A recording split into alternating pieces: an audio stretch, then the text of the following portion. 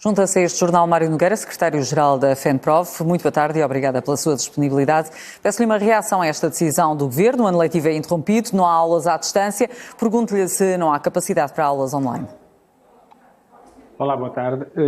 Em relação à decisão de encerrar as escolas, eu penso que neste momento era uma inevitabilidade. Portanto, aligerou-se muito o papel das escolas enquanto fator de contágio, aligerou-se bastante o papel das escolas enquanto promotor de mobilidades e de movimentação na sociedade e, portanto, nós, evidentemente, ainda por cima, sabendo nós que apesar de as escolas tudo terem feito para que, enfim, as condições de segurança sanitária fossem as melhores, houve aspectos que as escolas não puderam decidir, como reduzir o número de alunos nas turmas, promover o distanciamento, contratar mais pessoas para garantir uma limpeza como aquela que esta situação pandémica justifica, exige, impõe.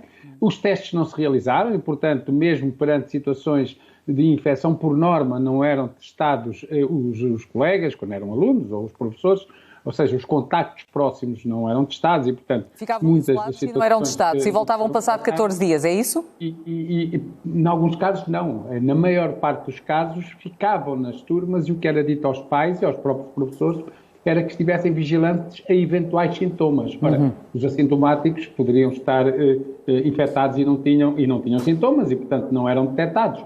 Porque aqui houve uma incoerência muito grande nas decisões.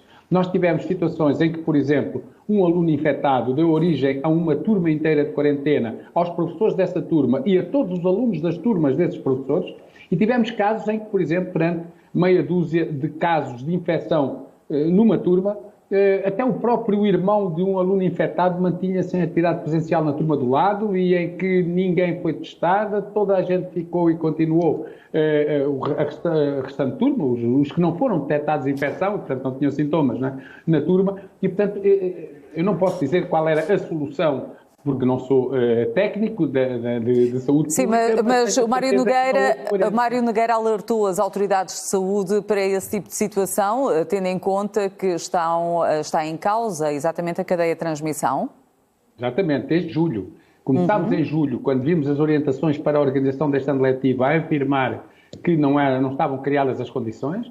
Pedimos reuniões ao Ministério e à Senhora Diretora-Geral da Saúde, que nunca se realizaram, portanto, não responderam ou recusaram essas reuniões.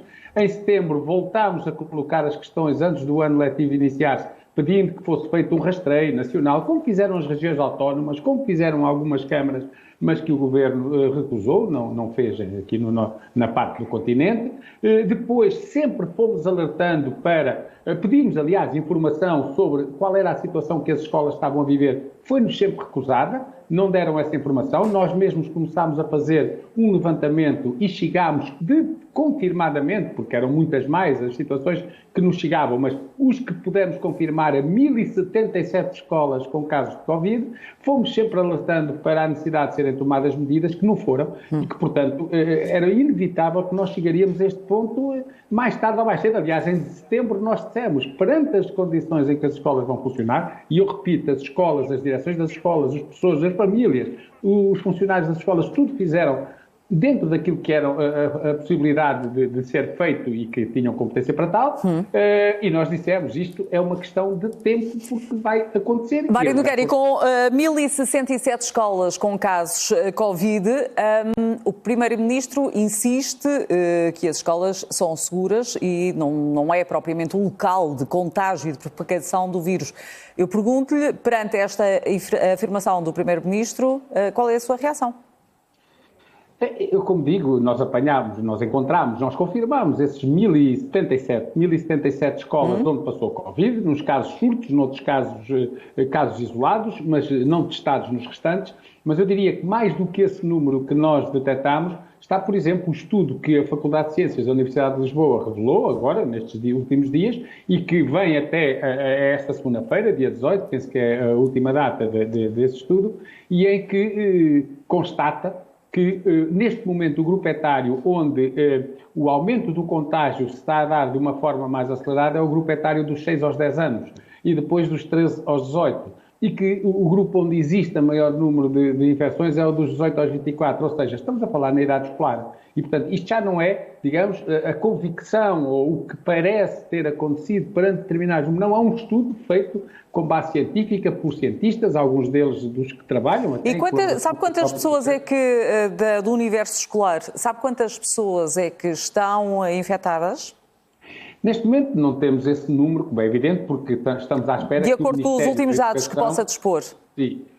Os últimos dados, nós calculamos que quase 1 milhar de turmas, neste momento, quase 1 milhar de turmas esteja em casa, e que depois, para além disso, cerca, talvez um pouco acima de 50 mil alunos estejam, não necessariamente todos infectados, claro, mas estejam em casa, uns de quarentena, outros em isolamento profilático. São os números que... Há várias escolas fechadas, muitas escolas fechadas, curiosamente muitas do primeiro ciclo, das crianças mais novas. Há muitos professores, há muitos funcionários administrativos. E face a esta situação, acredita que daqui a 15 dias possa regressar o ensino presencial? Pois, isso, enfim, seria um ato de alguma adivinhação e, sobretudo, os técnicos... Mas face a este cenário?